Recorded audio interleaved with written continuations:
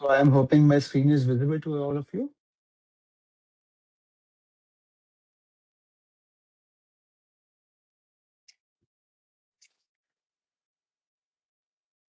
I'm hoping my screen is visible to everyone in the team meetings. Yes, yes, it is visible. Okay. Okay. Great. So today we are talking about preparing for launch. So what are the essential elements which are required for any startup?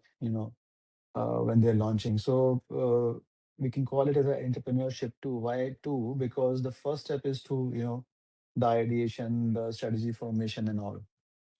But the next step comes when you're just about to launch. The product is designed, MVP is ready, and now it is time to market your idea.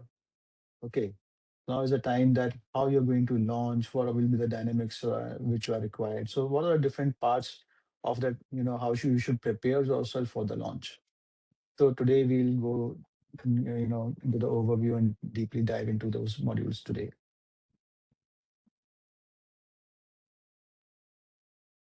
So we're going to talk about four different modules today. First, and the basic module, without which the business is not business, which is how you're going to make money, the revenue model. The second model is the plan realistically, which is financial forecasting, how we can do that. The third is funding decisions, whether we have to raise capital, when we have to raise capital, what we should do. And the fourth module is scale smartly, which is how you are going to manage the growth, the demands and supply, and how you're going to manage that supply, whether the market has demand, whether you are ready for the demand or not. So these are the four different modules which we are going to analyze and understand in this 2 hour session today. So, friends, there is a very harsh reality, and I have shared this reality earlier as well. 90% of the startups fail, but the problem is they don't fail because of the product is bad. They fail because the founders don't plan these four things. And what are those four things which we have studied here? These four things are the basic of any business, any startup. If the startup is not making money, if the plan is financial plan, forecasting is not realistic, if your funding decision and where to take that funding from, who will be my funding partners, that is not right. And if you're not ready for scaling, then the startup will definitely see, even if the idea is the best of the ideas, even if you have designed something or invented something, it's going to fail. And there are hundreds of examples for that. So we are starting from the module one, which is earning revenue. We'll try to finish all the modules. It's a 38 slides presentation. I'll try to give you the overview because these four modules are quite a subject in themselves. But still, what I would like to give you to have an overview on it, on each of the module, a basic understanding of the module, and then you guys are free to go and take some time for tomorrow, today, and deeply dive into these modules so that we are ready for the question answer session next time. So earning revenue, the foundation of everything, module one. Now, why it is important that, so we have a story, we have a case study here where Slack's revenue realization when it's all started. So Slack, I believe, is a tool which you all know is a communication tool which is highly used for startups and companies. And initially, it was started as an internal tool. It was not something which was, uh, you know, it was only meant for internal communication. Later on, they launched it publicly in 2013, much before when the Teams was there, and Microsoft Teams was not very optimized at that time as well. So Slack has their own features. It was fast. You can design some, few, create groups into it, design channels, and then, but that's not the features it got. They could sell because the features were probably way ahead of time and not even required by all of the people. What the actual the discovery was that they discovered that the real money was not in features, it was in time savings. So they it was they were able to save time for people or communicating through emails and all. So that is something that changed the game. And they started understanding that this is a particular area and USP which we should sell and generate revenue around. So they charged based on the message history access, okay, not users. So basically, what is important that especially in terms of the business communication, that if you have communicated something, it should be archived, so that whenever is two people are communicating, and if somebody disagrees on it, they can go and check the archives what was the discussion which has happened. So the message history access was something which they started giving free of cost for a few days, and if you want to go back into the history, then you have to become a paid user, which changed the whole game for them, and which uh, later permitted them for a $1 billion valuation, when the lot of small and medium scale and even the large scale corporations switched to their paid plans because they wanted to have that history of chat enabled there. So the revenue model basically is something which is absolutely in which should be absolutely in sync of the customer pain area. you know so you should be very much clear what is the exactly pain area, what is the exact pain area which we have already discussed in the last uh, meeting, last workshop, that when we discuss and design the USPs of a product, when we discuss do the customer segmentation, we figure out all of these pain areas. So the revenue model is something which has to be around the pain area of a user, and that is what you are selling. What are the common revenue models, especially in terms of the IT, something, in terms of software and as a services? We can see that there's a freemium model where some core services are provided free of cost, and then there are paid premium services like Spotify, Dropbox. Okay, so Spotify has no ad free subscription, but if you want no ads, then you have to pay for it. There is a ad-based free subscription there. Similar for Dropbox, they have a free service which limits the user for up to certain certain storage of amount, storage type. Like they only allow up to certain GBs, but you have to send a bigger file or store a bigger file, then you have to pay for to Dropbox. Then there's a proper subscription model or subscription only model, which where the subscription is required in any case. There is no free account possible, and you have to pay on a monthly or a yearly recurring basis. Then there's a one-time purchase model where you buy a service or a license or a product which you have to pay only once, and then you can use it a number of times. And then there's a commission marketplace where your product or your service acts as a middleman between two different ends, like Uber is a marketplace, or is basically a handshake model where you are uh, acting as a medium between two parties. So like in Amazon, there's a trader or manufacturer where, and Amazon is acting as a marketplace, and then there's a user. So it's an interface. It's a handshake model. So these are some of the common revenue models which work in terms of the IT sector and the uh, software and services. So before you build anything, ask 10 potential customers. You are in the customer segment, you are doing a customer segmentation, you think, and these are the people who you believe that they are the right people for your segmentation. So you can, just go and ask few questions to them.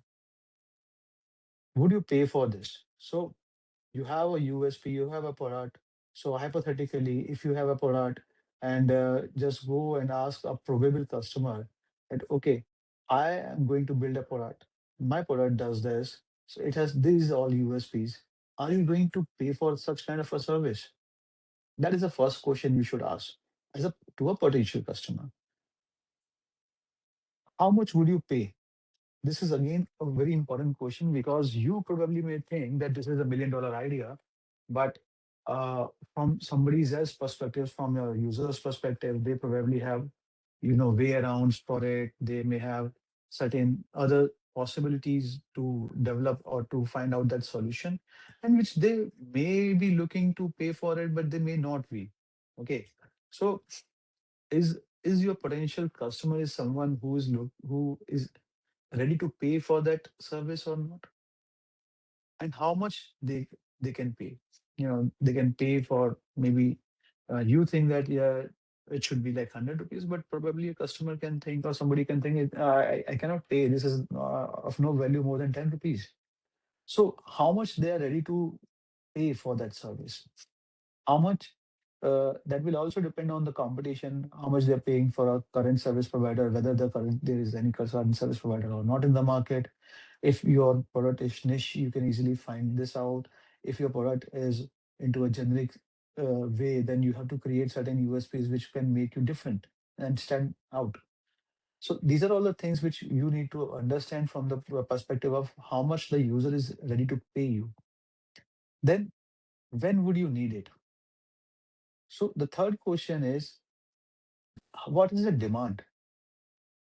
Whether you are you are giving a solution to a pain area for a customer which they are of dire demand, they are ready to pay for it today itself, or maybe it's not something which they are worried about. They can pay for it, but it's not something which they needed today itself, maybe after for some time.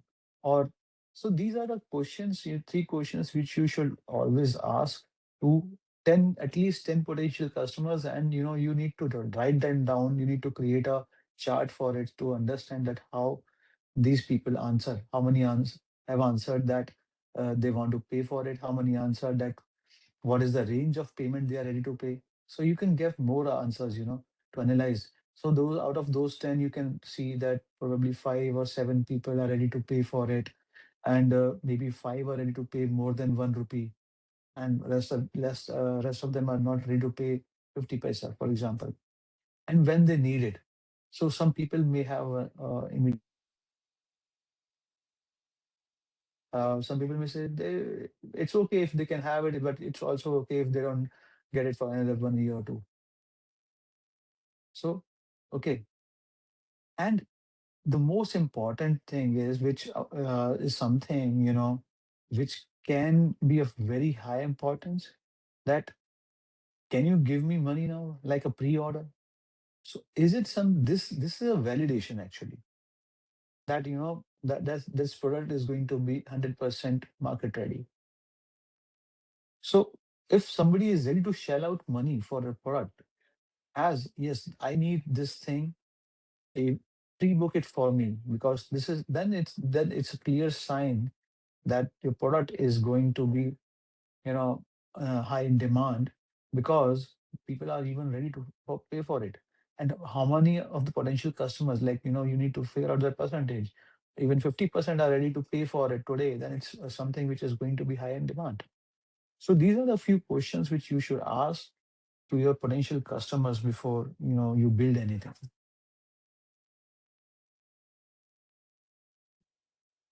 So what is the action framework in this? So in step one, we list three ways customer will pay you. Okay, the customers will pay you. They can pay you using a subscription model, a freemium model, or one-time sell-off. You can create n number of ways. Okay, then the step two is pick one to validate with real people. So you need to pick any one model and go to and ask people. And then step three is get one customer to pay even $1 before launch. This is the step three is basically 100% validation of your idea, that yes, there is 100% market ready demand for my product. When someone is actually ready to pay for it, even one customer is ready to pay for it, then it validates it.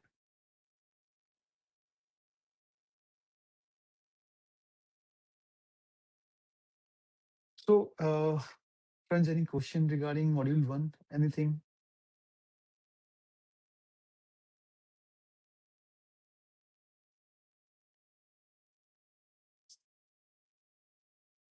Any questions? I'll just go back and again. So earning revenue is a foundation of everything. We need to understand what are the common revenue models. You can create a product around a revenue model, which can be freemium or subscription based or one-time purchase or a commission marketplace.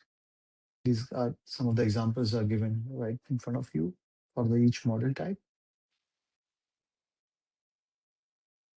Before you build anything, it is very important to validate your idea in terms of the revenue, in terms of actually getting a revenue and asking people questions which are really hard. Uh, like, would you pay for this? How much would you pay for it? So one is the readiness to accept your product. Then the other is how much basically will help you in understanding the pricing around it. That whether the amount of energy, the cost, and everything you are putting up, is it worth building it up or not? When would you need it? So when will be the demand will rise or the supply is actually required? The demand will actually come up. And the fourth question is, if the demand is actually there, are you ready to prepay it? Are you ready to reserve the license or be few of the first customers to enjoy lifetime license? I mean, you can offer n number of things, but you need to make sure that somebody is ready to pay, whether it is whatever amount be it. That's a secondary aspect of it. So list down three ways. Pick one to validate the real people and get one customer to pay even $1, like 50 rupees before a launch, or 90 rupees or 100 rupees before a launch. Any questions?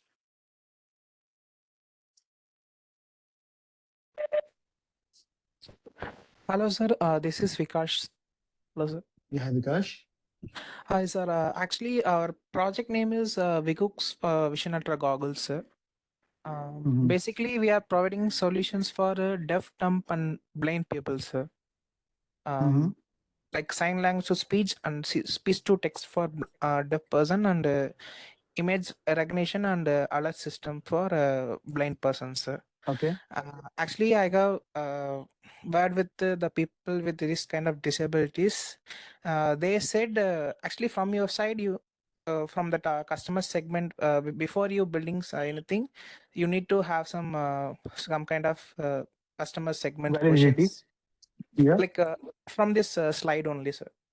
From the Yeah. Yeah. model one, you have shown something like before you building something, you need to have some 10 questions list out it.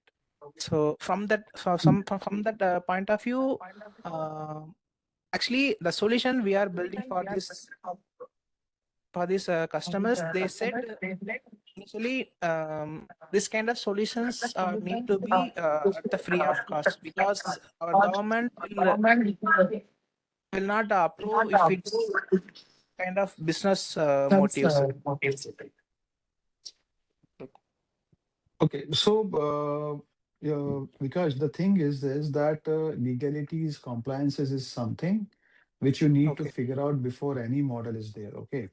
I'm not the right person whether than to comment whether the government will allow it or not. And as per my understanding, that is not the case. Okay. Because I know that few people have already developed something around the solution which you are trying to suggest. So there is nothing where you should be worried about whether the government will allow it or not. But yeah, please do go research about it, whether there is any law around it or Yes. not. Because even any kind of thing related to any help to even the blind, then the things are paid. So I don't think that's a valid statement coming from anyone. So please go and do your research, okay? And do a research on the perspective that, okay, so these I haven't shared 10 questions. There are only four questions, okay? Yes, yes, sir. And you need to ask that to a person who is actually suffering from that pain. So you need to ask that from 10 actual customers, your 10 probable customers. Go and Okay, sir. ask to those 10 probable customers and then find out the answers to your questions, instead of asking from anyone who is not a authority on that. Actually, So sir, yes, hmm, actually in some cases they said like if they can't able to afford the money for our goggles, which is yeah, around 20K to 45K for all the Mm-hmm. segment of the different cases. Mm-hmm. So from these cases, how shall our government and actually my main thing is how shall I afford it for the purchasing the product? Actually, it is costly for them because they Yeah, don't so have any it doesn't mean savings. that so why your customer segmentation is not clear, my dear. So why you are thinking that everyone who needs it has no money? Okay. Okay. Actually, the main thing is the Uh, government will approve if it's some kind of why the government has to approve? NGOs, some kind of Why the NGOs. government has to approve? Your use case is Actually, we if need the to get some technology. patents for our products, sir. Uh, we So need to get the patent. government has no validation to apply for the patent.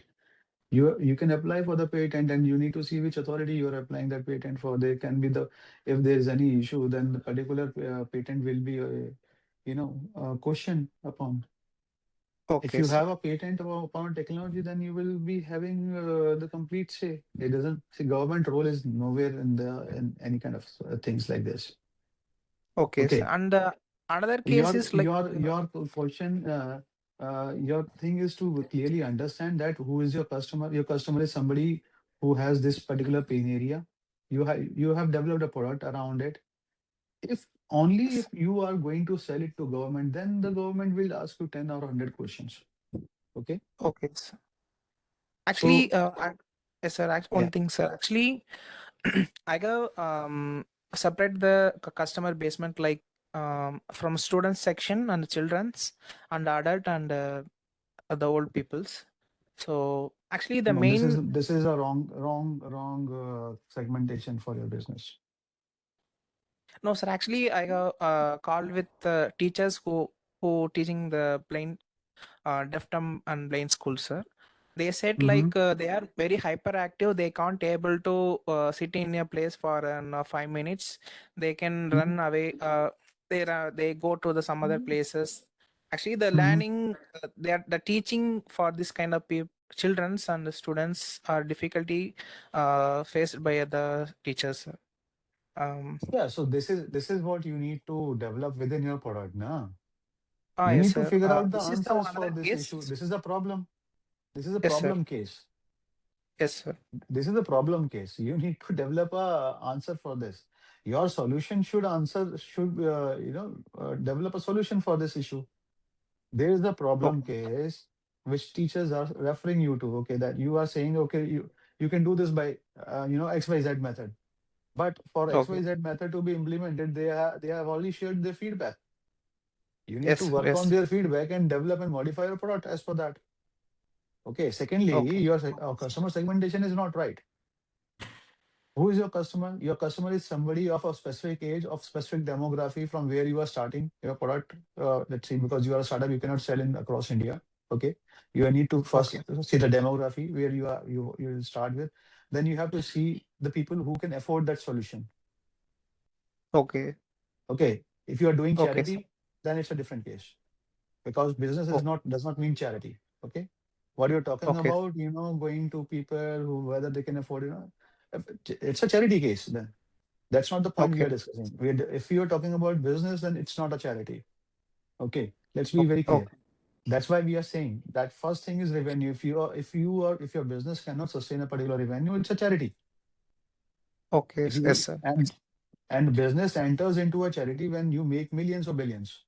That is then you have a time to enter into charity. So right now it's your time to enter into business, develop a solution which is exactly right the pain area of a your right customer segment. And your customer segment is somebody who can afford it. So you need to figure it out. Okay. Maybe somebody, a child who is going to for a specially able school for certain type of issues, but Okay. that school is also like a premium school. Okay, not a regular Okay. government school. So now, if Okay. somebody is sending their children or child to a premium level quality school, especially for the specially abled, then they are affording certain fee for that school, and they are the parents who can easily shell out money for your device. You Okay, need to okay, understand your segment. Okay. So please figure it out and rework on it. okay, sir, understood. Okay, sir. Okay. Thank you, sir. Okay, sir. Thank you, sir. So moving to the next module, the financial forecasting. So financial forecasting, what is it all about? What you actually need to and how much money you can make, what will be the requirement in terms of the the resources, what will be the financials, uh, because when you're a startup, you don't have a very large team, you don't have a marketing team, sales team. You probably will have you or your co-founder is there, for example. Okay. Now when you are two people, you need to first figure out how much the efforts are going to be, how much money you are extracting, how much sales you are going to do, how much users you are going to convert. You will launch, for example, 100 users, then 10x monthly growth forever. Okay. They think of this, but this is not the right way. What is the right way is this, that what is the growth looks like? Is it linear, or is it somewhere hypothetical, where you have no answers, you are just assuming things? So what is that growth? And does your growth also relates and goes in sync with your resource planning? Okay. For example, you're building a solution which requires certain vendors, certain products, certain backend is required, certain infrastructure is required, right? Certain resources are required in terms of money, people, and infra. So whether you have those resources to grow, to supply to that and numbers, to give your products to that number of customers, yes or no, that you need to think upon. How much time you are going to take to for a product launch, let's say, and you need to forecast the whole financials. Do you have money to sustain for next 6 months?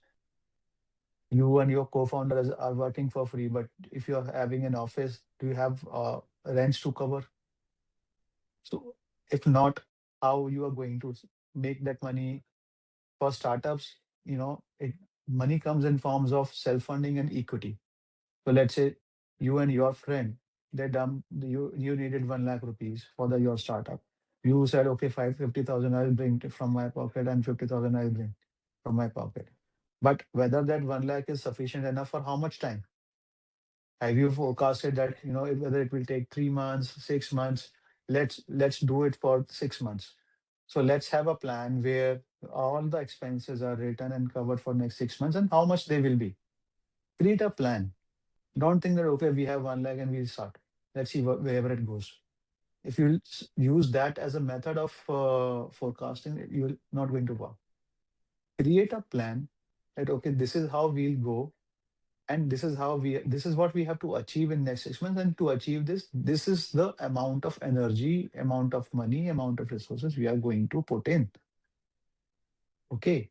So that is what our forecasting works, and this is how it works. So and it is always linear. You cannot think like that you launch something today and tomorrow it will be like 100 users, and day after tomorrow you will be getting millions of funding and users. It hardly happens. If you go and you can see the how Facebook took years before the actual funding and multiplication happens. You can go through the story of any success story, and you can see that there was hardship of couple of years involved initially. Then only anything happened. So as I've shared, there are three different things which you need to understand. Burn rate, how much money you are going to spend. Okay. How much money you're going to spend monthly for yourself. Okay, you may not be taking any money away, money back from your venture, but there are certain expenses which you need to meet. For example, running a server, maybe some hardware, maybe a number of things are there. So what is your monthly burn rate, okay, to sustain the business? And let's say you are burning X amount of money, what is the revenue you are going to make out of that? Are you expecting customers to come in the first month itself? How many customers are coming in first month? How many in second? How many in third? So you need to forecast it. And please do not forecast hypothetical, which is why it is important to do the first module one exercise, which is to go into the real market, ask people questions. Okay. That's going to give you a certain amount of answers, which will help you to forecast what will be your what is the effort required and what is the revenue you can expect. How much? So you have to see that, okay, I'll first start from, let's say, one particular place. I'll try to sell and make maybe 100 users for my product. Okay, so what? And I'll sell, let's say, five product per month of 50,000. So my revenue is going to be 2.5 lakhs per month. But my burn rate will be, let's say, if your 60 to 80% of your product cost is going into that, so you're not going to make any money out of it, because you're only left with 20%. And out of that 20%, your overheads will be there. What if you are not accounting for any kind of a tenancy? And you also have to take a place for that business. What are those? Whether you have accounted for any kind of a chartered accountancy or CA expenses or billing expenses. What are the softwares to be used? So you need to understand everything costs money. You need to first make a list of it and forecast that, okay, this is my burn rate. This is the amount of money which is going to be spent on a monthly basis in any case, whether I earn even one single rupee or not. That's a different case altogether. Okay. You need to actually and practically see the burn rate. Then take a practical decision about revenue. It is okay that your revenue is not coming day one, day two, month three, month four, month six. That's fine. Be realistic about it. That, okay, I need this much as a burn rate. Okay. And I have to, we have to burn money for 6 months. Then only we can expect 10 clients on the seventh month. Okay. 10 sales in 7 months. Things like that. Okay. And then comes the runway. How many months are there? So that's called as a runway, basically. So how many months you have to burn that money? So what is your burn rate? Burn rate multiplied by runway is something which comes out to be, so runway is equal to cash balance minus burn plus burn rate minus revenue. Okay. So how much money? So let's say you are starting from 1 lakh rupees and you have you think that your burn rate is approximately 20,000. By 6 months, if no revenue happens, okay, let's say your revenue is zero, then what will happen? Your cash balance is basically will remain, let's say your cash balance divided by burn rate. So your runway will be very less. In first month, your cash balance is 1 lakh and the burn rate is, let's say, 20,000. So you have basically you have a runway of 5 months, not 6 months. Are you getting the point? So it is very important that what is the runway? Runway is basically very easy to calculate. That, if you think that you today you are starting the business and you're putting 10 lakhs into the business, and you think that you will make a revenue of 20,000 or 50,000, you have as a revenue what you have made, then how much is the burn rate you can do? So in revenue, if you are making zero, then you can just simply divide it by the burn rate. Okay, the 10 lakhs, you will get the answer. And if your burn rate is, let's say, 1 lakh, and your revenue for the first month is 40,000, or monthly revenue you are getting is a 40,000, and you are burning 1 lakh every month. Okay, then how much is the for runway you will have, guys? Can anyone answer?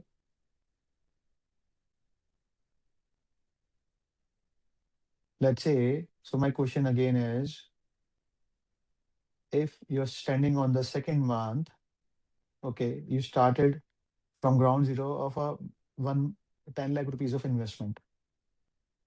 Okay. And you are on the second month. Your first revenue comes on the second month. Okay.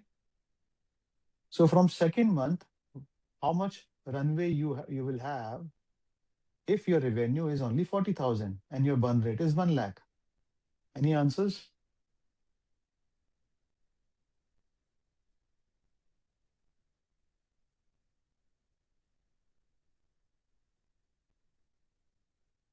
Anyone? Any answers?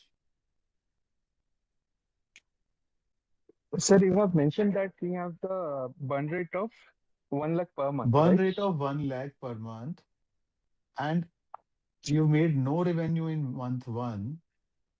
You are on second month. Okay. And from second month, you have made a revenue of 40,000. So from second month, what is the runway you have?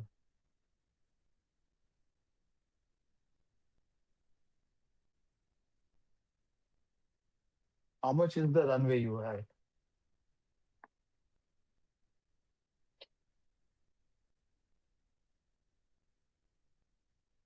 So if there is no revenue, then we have only 10 months runway.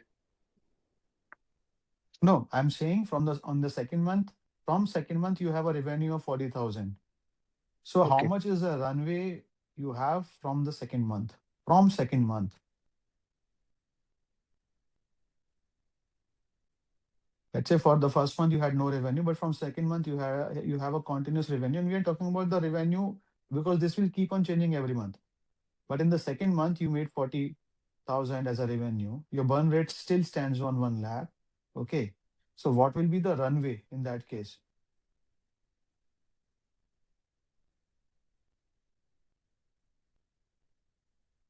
Any idea?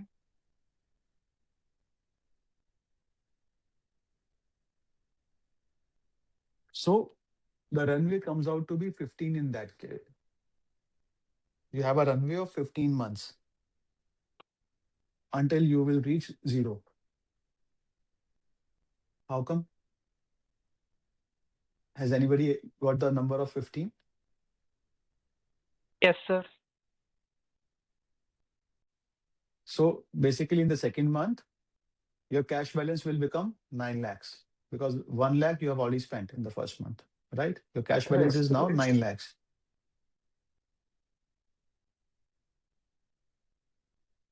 And your burn is 1 lakh. Your revenue is 40,000. Burn rate minus revenue is 60,000 you get. So 9 lakh divided by 60,000 is you get 15 months. So within 15 months, you will be zero in terms of you will be left with no money. So ideally, every month we should be getting our runway increased. It should be like, so if your uh, runway is decreasing, which means you are making heavy losses and your business is going to shut down very soon. But every month you do this exercise and you see if your runway is increasing. So now let's say in month three, you made a revenue of 70,000. Okay. Higher from the 40,000. So what in that case, how much is the runway?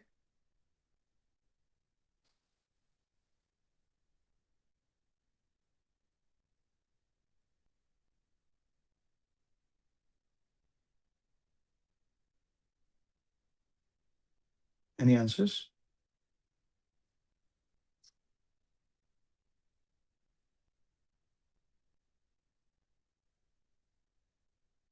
Any answers, guys?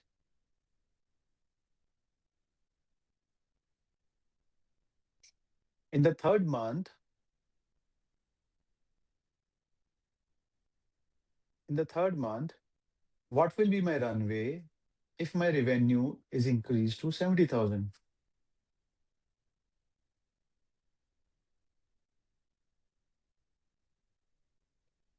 No answers? It's a simple calculation, my dear. See, in the third month, you have already spent for 2 months, so we are not counting that. You have already, out of, let's say, for 10 lakhs, we have spent 2 lakhs. Okay. So now my cash balance is of 88 lakhs. Sorry, not 88, 8 lakhs.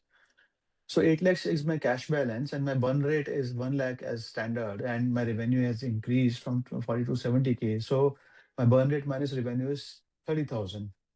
My cash balance is 8 lakhs, and dividing 8 lakhs by 30,000, I come out to be 26 months.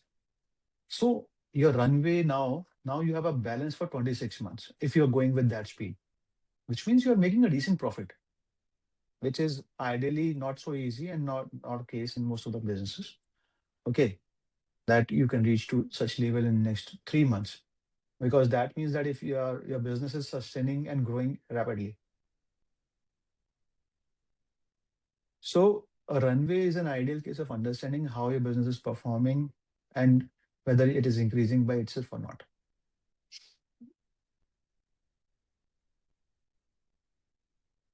Am I clear?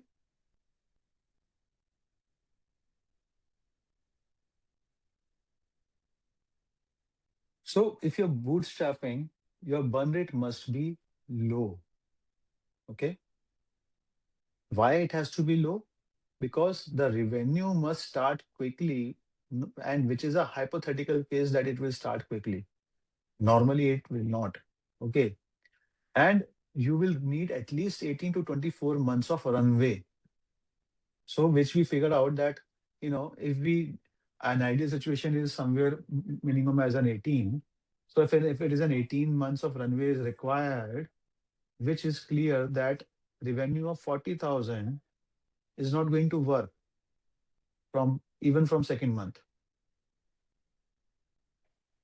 Are you getting it? So you need to increase, your runway needs to be between 18 to 24, and that is how you can reverse calculate how much revenue you need to generate at least to maintain that runway of 18 to 24 months. And one ideal thing to remember is, sometimes we always think, okay, when this will happen, we'll get a number of registrations done. So that's okay. Let's spend this money and we will get this much.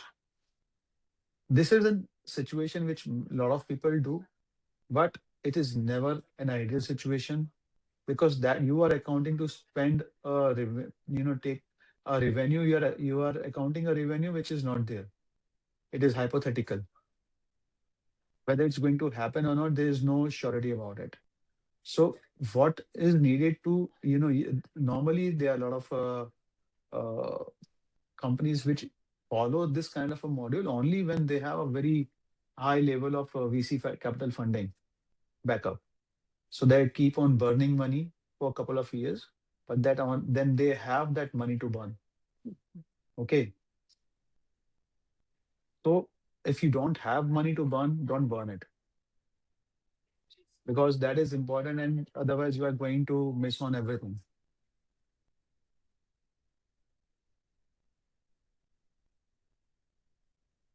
So for module two, what you need to work out as an action framework is to build a 24-month forecast for yourself.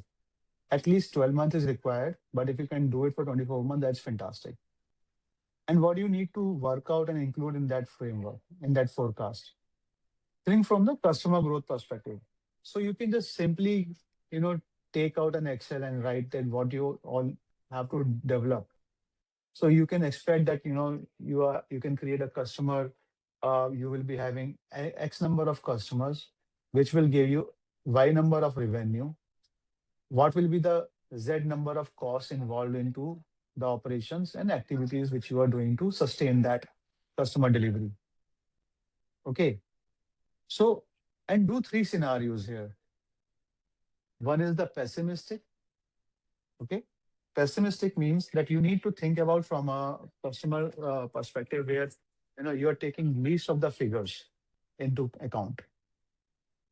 So you are saying that you know keep the numbers least as possible, as least as possible. Just give me a minute, please.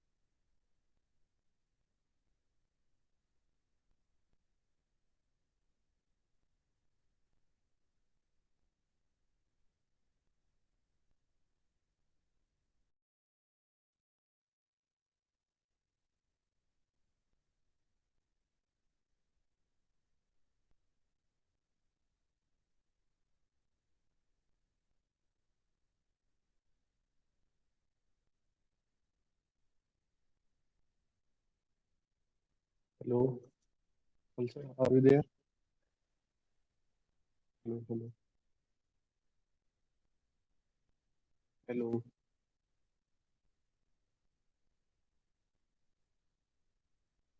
hello, hello,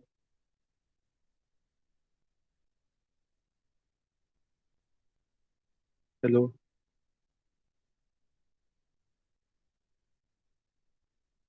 Hello, Yeah, am I not audible? hello. Yeah, you are so not. You are not audible. Your mic, Oh, I'm not sure how it went on mute. I was speaking from last 10 minutes. but your speak is not audible. I don't know.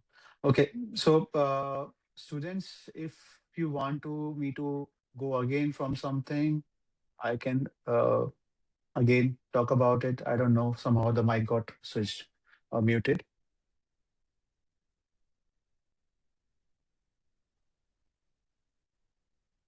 So any questions from module two,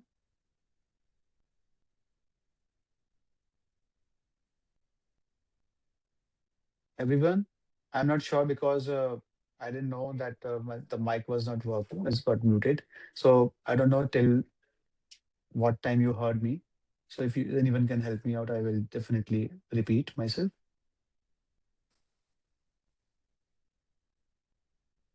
Students, please response.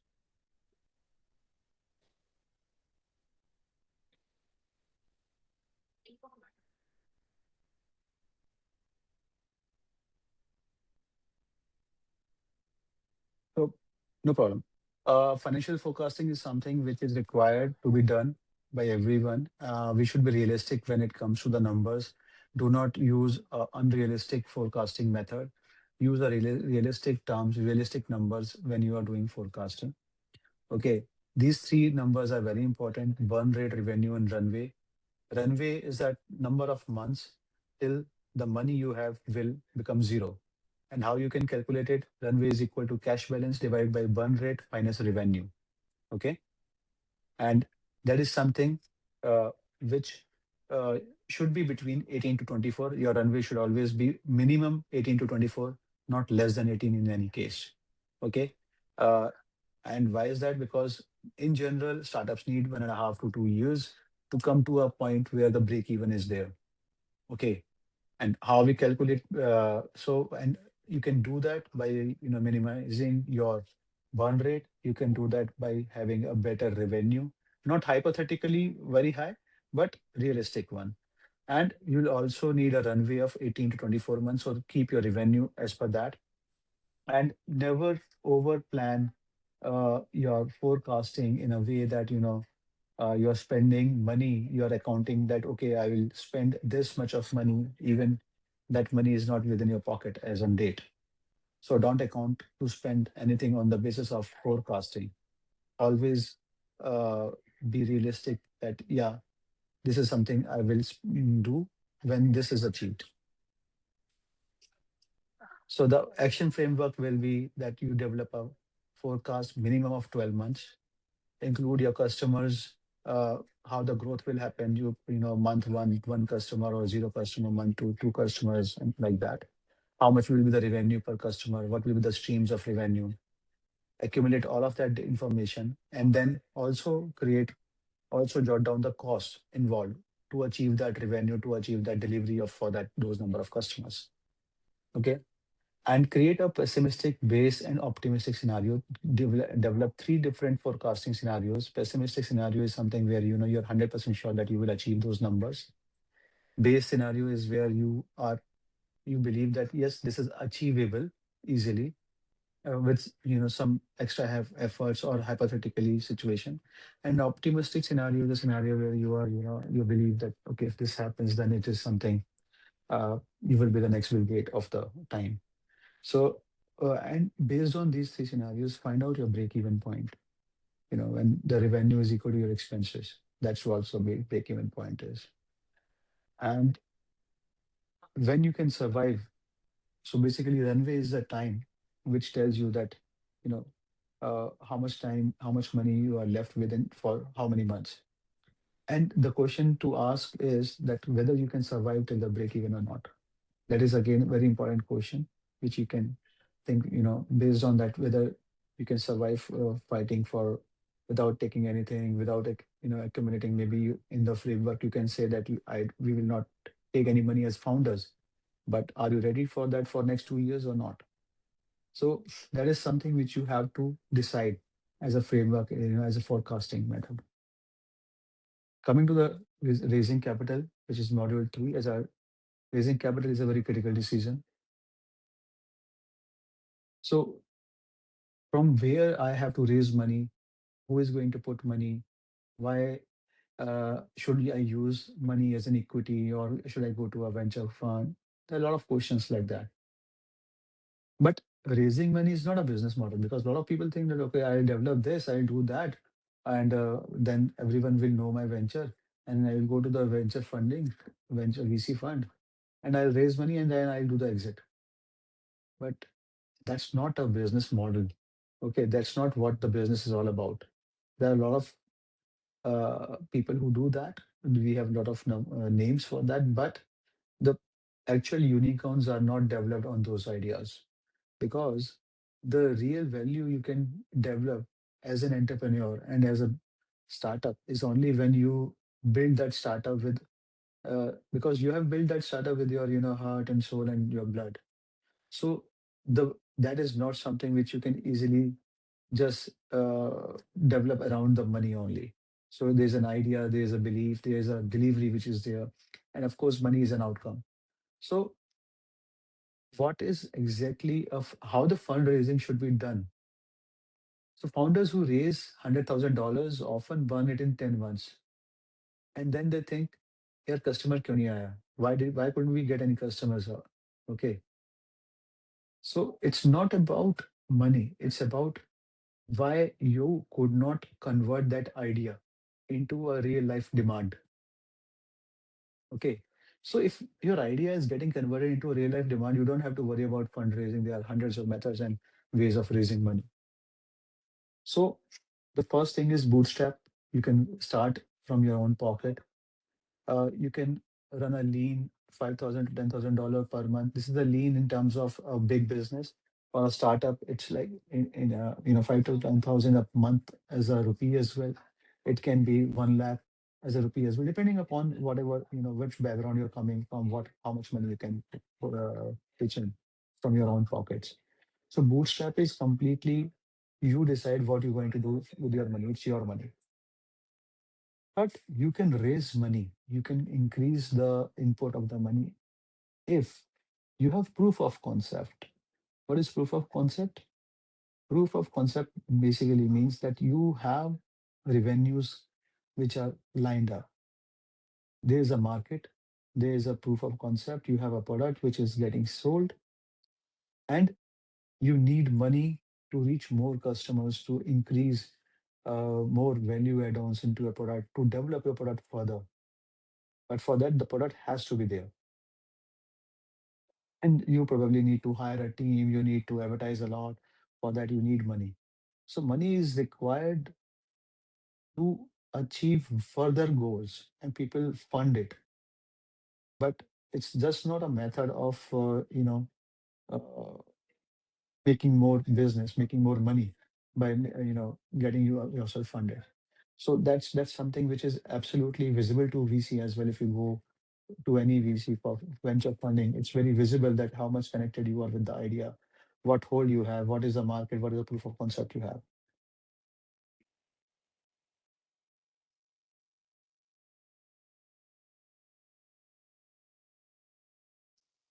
Allow me a 2 minutes break for a water.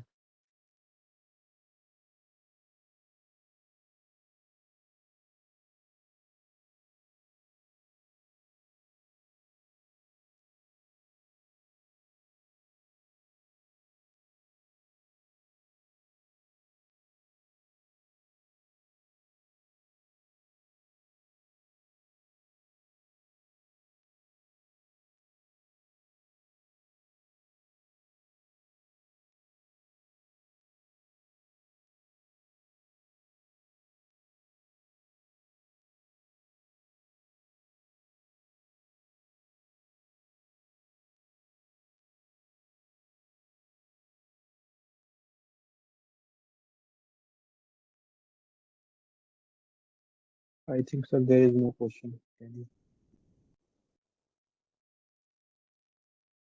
Okay. Hmm. So, what are the different ways of raising money? You can have friends and family, which is a common way of raising money, initially bootstrapping. Then you can have angel investors. So when who are angel investors? Angel investors are people who invest in early startups, early age. So when they'll give you small checks, small money like 5 lakh, 10 lakh kinds when you are in stage of a development. That's an early stage of development. And then comes venture capital. So venture capital will not give you 5 lakh, 10 lakh. They'll talk in 100 lakh dollars or maybe a couple of crores to more than that. And they will give it for what? So angel investors are mostly equity partners. And what do you mean by equity partners? So and angel investors say, okay, so there are multiple ways in which angel investors can invest. One way is this that angel investor can say, okay, you give me, I'm giving you 10 lakh for your startup, but I need 10% or 15% of the share in the company. Okay. Another way is angel investor will say, okay, you take 10 lakh rupees from me and you will have to pay this much as an interest to me. And I will give it to you for, let's say, 5 years or 7 years or whatever.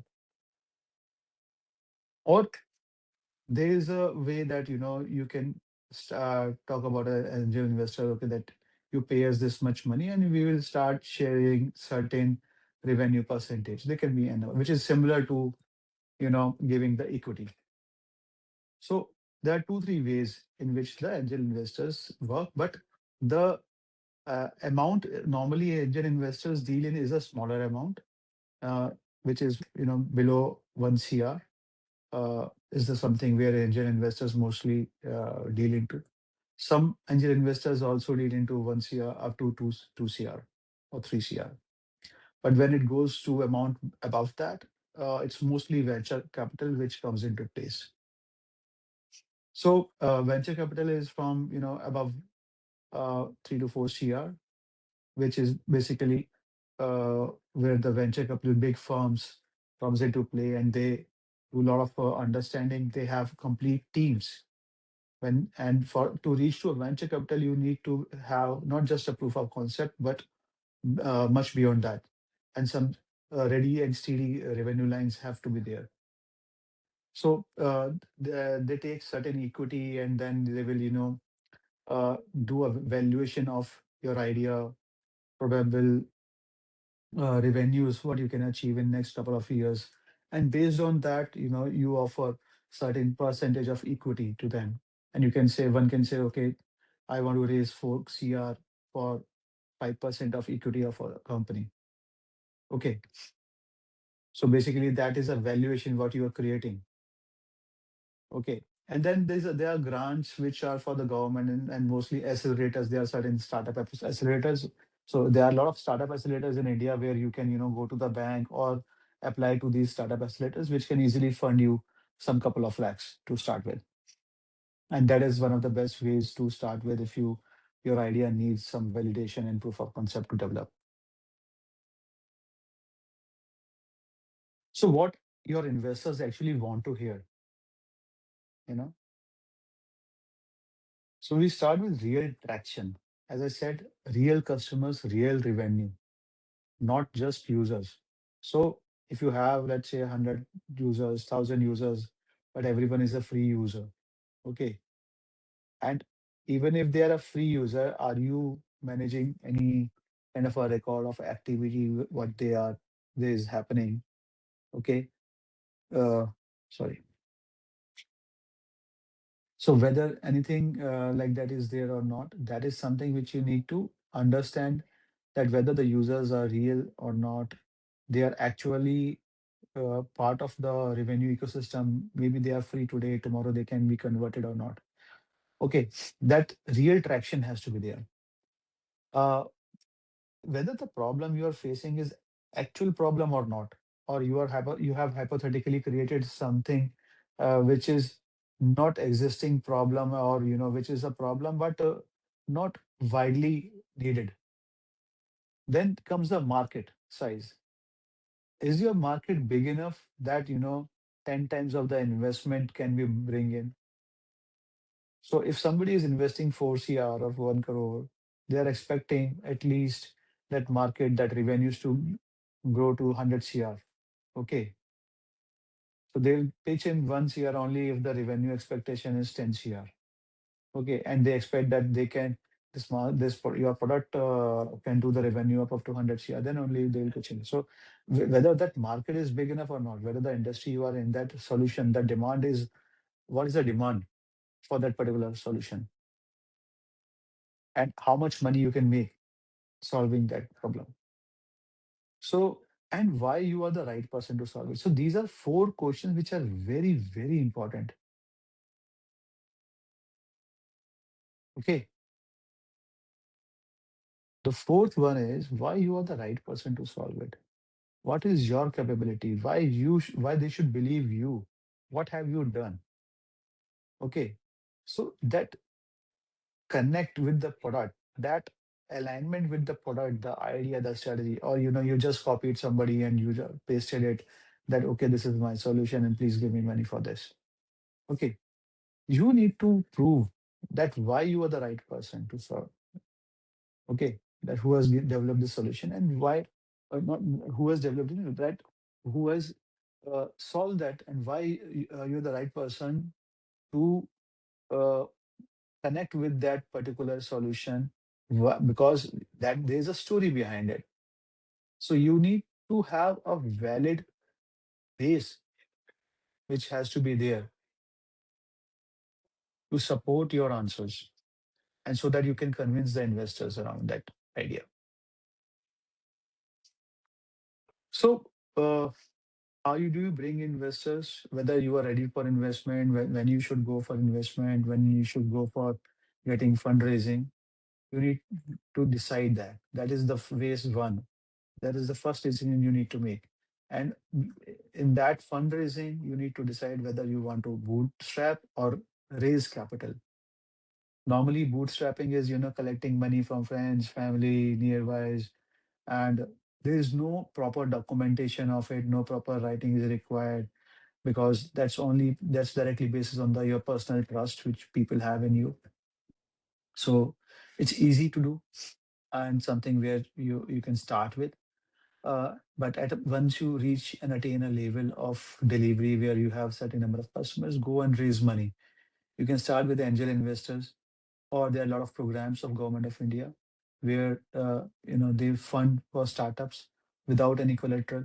They'll So you can just go to and explore that thing.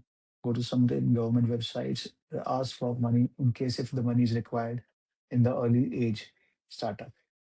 So that is also possible. And once you are a decently bootstrapped startup with certain number of revenues in place, you can go for a venture capital funding as well. The second decision you need to make is how much you have to. So raise only for 18 months with a buffer, no more. So you need to forecast for 18 months. Why 18 months? That we know, because there are a lot of it is checked that normally in 18 months, a lot of factors change, geological, price wise, and economical factors are there. And then there can be technology. So there are a lot of factors which may change and impact the whole product. So don't plan it for 5 years, plan it for 18 months, 1.5 year, and raise money for those 18 months, probably because after 18 months, you may need to go for another round of venture funding. You need to raise more money using venture VC fundings. So there are in VC funding also, there is round A, round B, round C. Okay. Now, the third decision which you have to make is from whom. So as I said that start when you're doing bootstrapping, start from the people around you. And once that level is achieved, then you can, approach angel investors. Angel investors are also individuals. They are not investing in the institutional capacity. They're investing as individuals only. So If for the most of the early age startups, they are the angel investors who believe in your idea and who will invest in your idea. So approach the angel investors using LinkedIn and different ways. Once you have a product which is ready, because angel investors can, work as mentors as well. So that's a very nice way of supporting your product and for a longer run. Once you have an angel investor, then with your angel investor on board, you can plan out for the things to go for a VC funding, which is an institutional funding. Okay.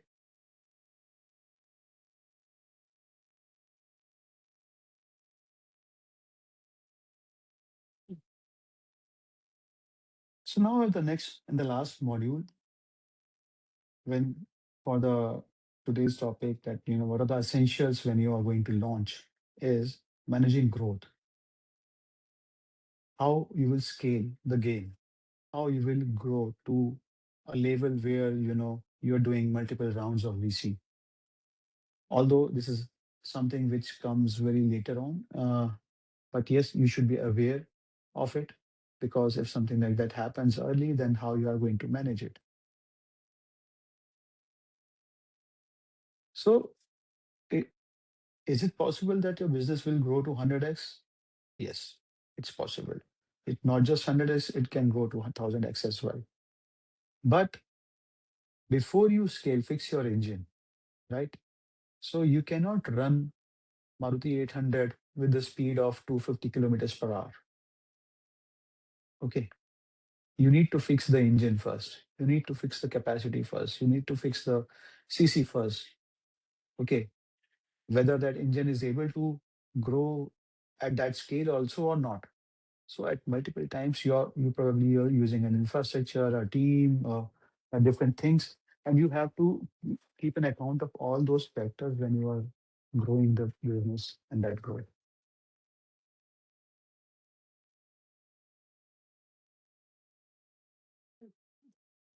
So how to think about it is to think from the CAC. What is the CAC for it? Customer acquisition cost. So your CAC is basically is a term for customer acquisition cost. How much you are spending to acquire one customer? How much money do you need to spend? Okay, you need to cost for that. Then comes the LTV, the lifetime value. Okay, lifetime value is something where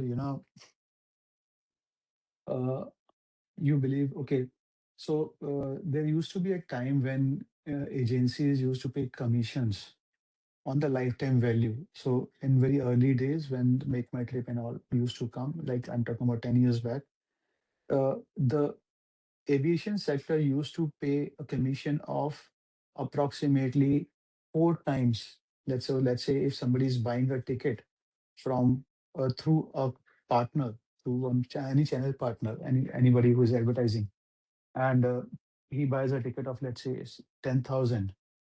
So the aviation industry, those particular uh, company is going to pay approximately 25 to 30,000 as a commission, almost 2.5 times of the cost of what that customer has bought ticket for. Why?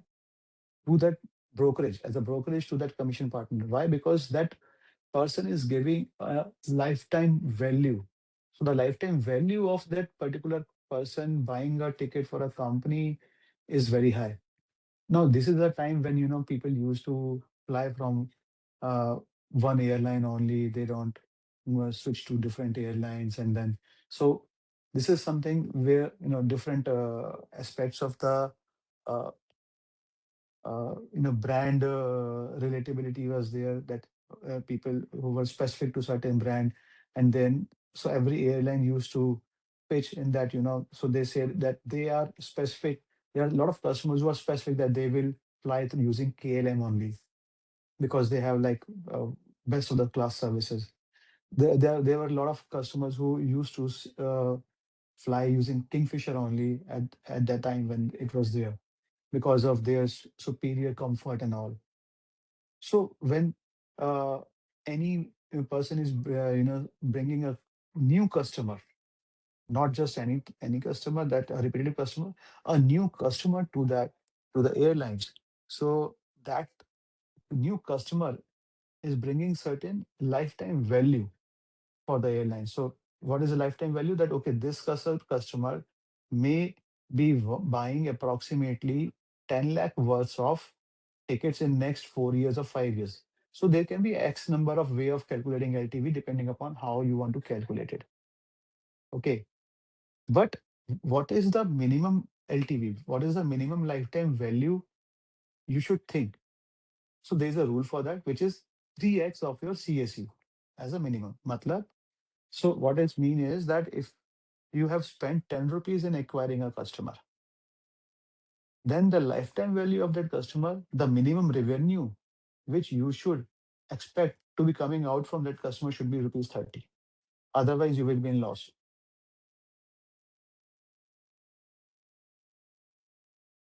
Okay. Am I clear here? So if your LTV is less than 3 times, then your CAC is cost of acquisition to of a customer. Customer acquisition cost is CAC. LTV is lifetime value. So if your lifetime value of that customer is less than 3 times of the CAC, then you may lose money when you scale.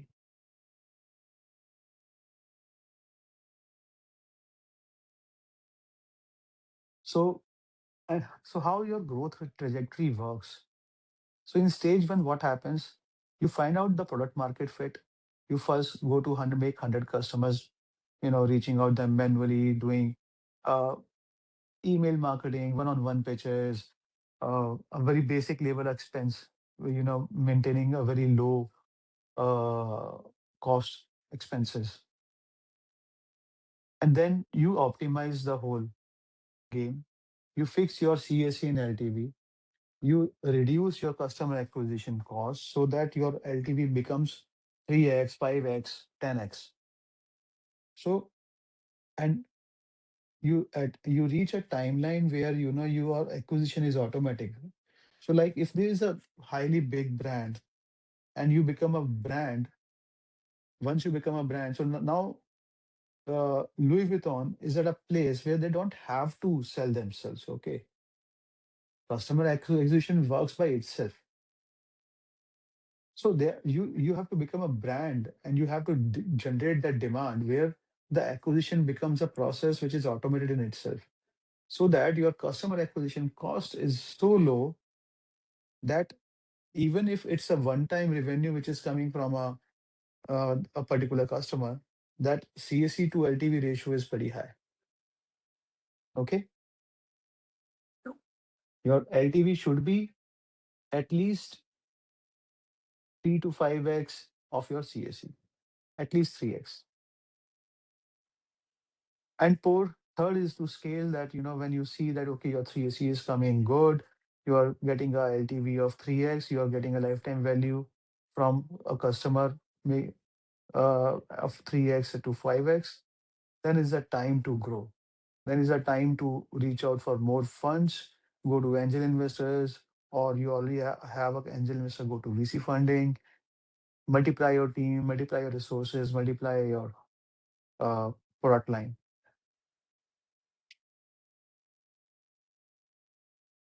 Now, when to hire your first person is a decision which is not very obvious and depends upon certain ideas, not just because you can afford it, not just because you are tired. Because if you are a co-founder, you are a person you know, who has that fire in you. That fire will always be there, and you will always be surrounded by hundreds of things. Okay, because it's not about being tired. It's about that you will be surrounded by hundreds of things. And you have to hire a first person not because you can afford it, but because you have enough revenue to pay them. First thing, definitely because you need to have money to pay that person and still grow. And the second reason is because that person, that task for which you have hired that person, is something really, really important to make or break your business.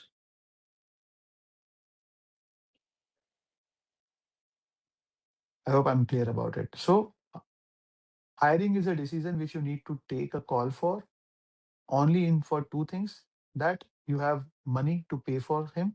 First thing, of course, okay, you will not pay for your own profit, your revenues should pay for that person. The second thing, you have a task for which is important for the business perspective, that yes, if this task will not be done, then there will be an impact on my revenues. These are the only two key decisions which are important when you are taking a hiring decision.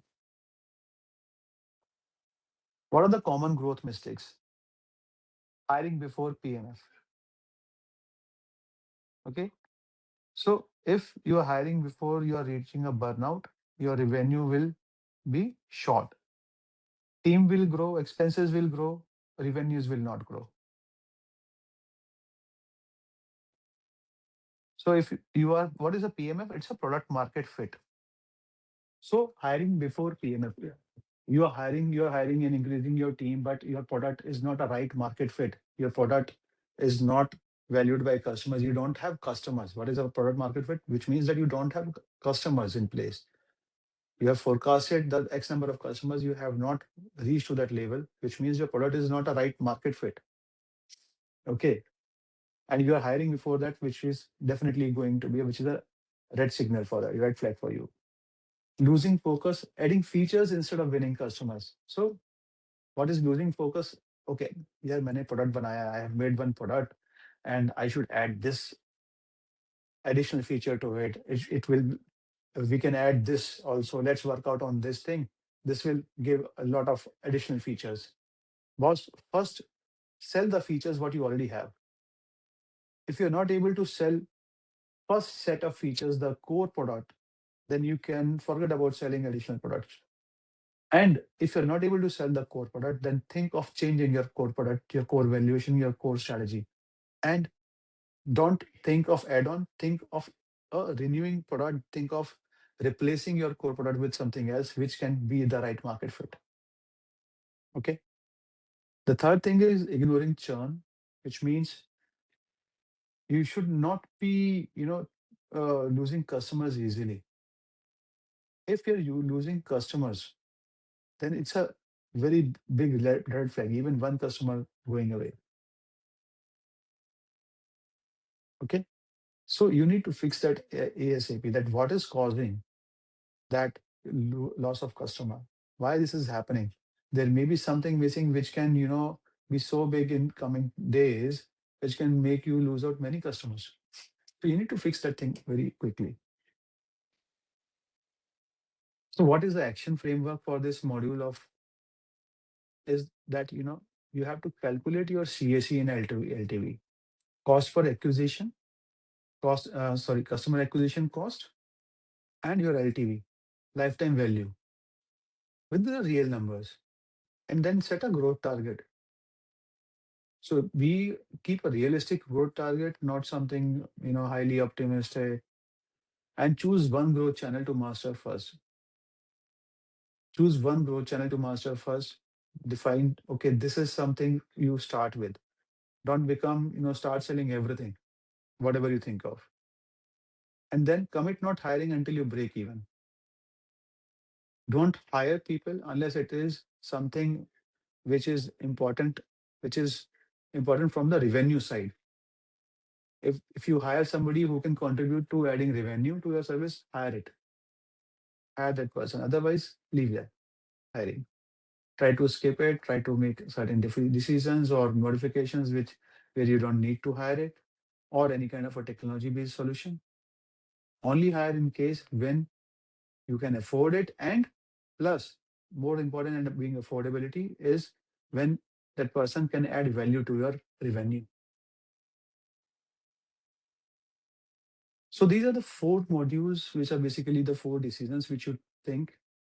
And the single mission of these four decisions is will help you in, developing and scaling your long startup in a proper way. So module one is a revenue model validated by real customers. Second module is a realistic forecast, the forecast development, which will show you the path to break even. The third module is a capital strategy, how to raise money, raise funding. And the fourth module is how to scale up, how to grow the numbers which you already have, what the business right market fit you have, if you have achieved the perfect market fit. So again, it's the same thing. Three actions before you launch: validate your revenue, get one customer who is ready to pay you before day one, non-negotiable. It's something which, if you can do this, which means that you are on the right track. Build your forecast, fix your unit economics, which means make sure your CAC, your customer acquisition cost, is less than, it's basically your LTV, your lifetime value is 3x or more than of your customer acquisition cost. There will be a lot of, when you will be doing this exercise, you will find a lot of times, you will be uncomfortable. You will say, okay, I don't know. There can be numbers which you think this can be wrong. Uh, there can be things where you will see and you will feel, okay, this is not right. But whatever be the case, write it down, jot it down, and then see it from somebody's else perspective. Okay, because measurement and adjustment and persistent when, so basically why it is important that you are measuring what is happening, going to happen. A good idea is not the best idea which sustain. Okay, so in business, it's not always about that somebody who is sustaining the business means that they are the best ones. No, they're the one who could sustain, who adjusted, who modified themselves. The solution may not be the perfect solution, but it is a solution which worked from the revenue perspective.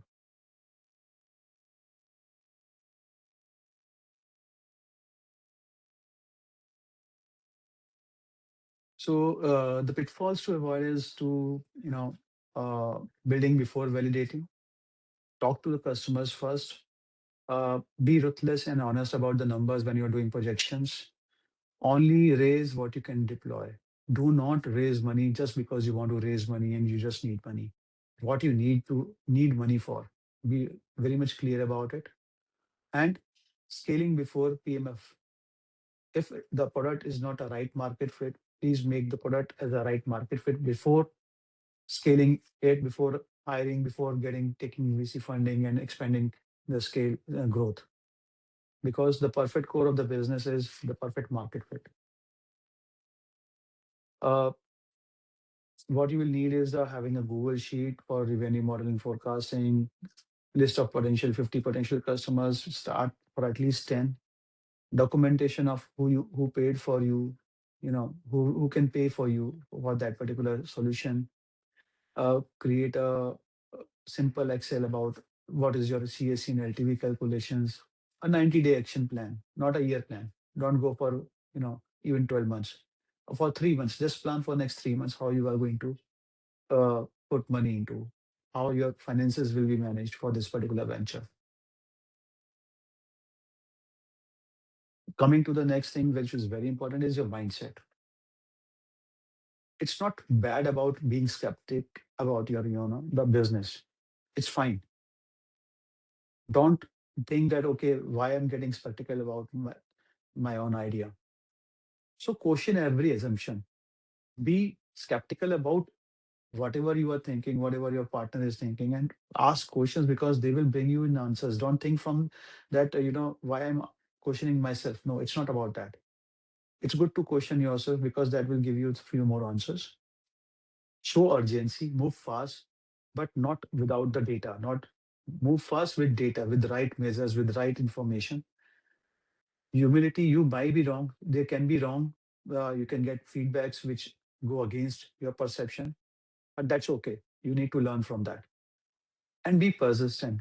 You keep doing, pick up the right things from the feedbacks, and then again go back to put those feedbacks into play and get the right results.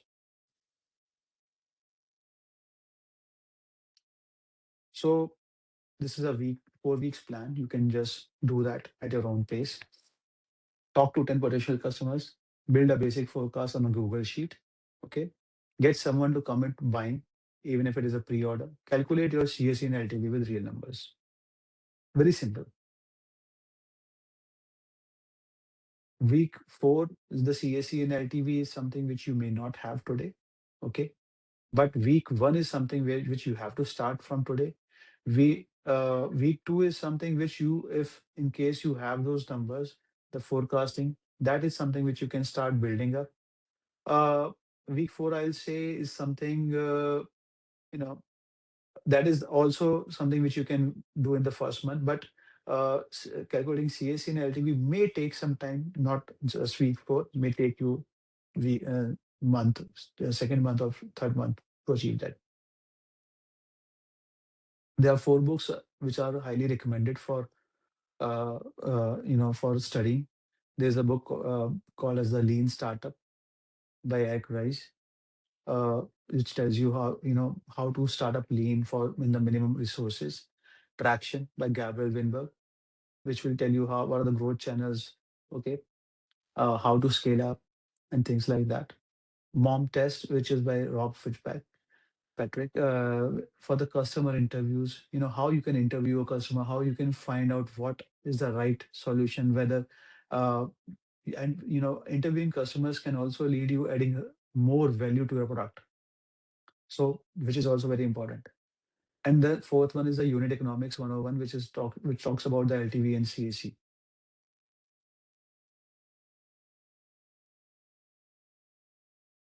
So, what's the one thing I need to validate before launch? That's something what you need to ask. Write it down, do it this week. Validation can make more money, understand the numbers deeply, make a thoughtful capital decision, focus on unit economics before scaling. These are the four things which you need to do as a successful founder. Okay.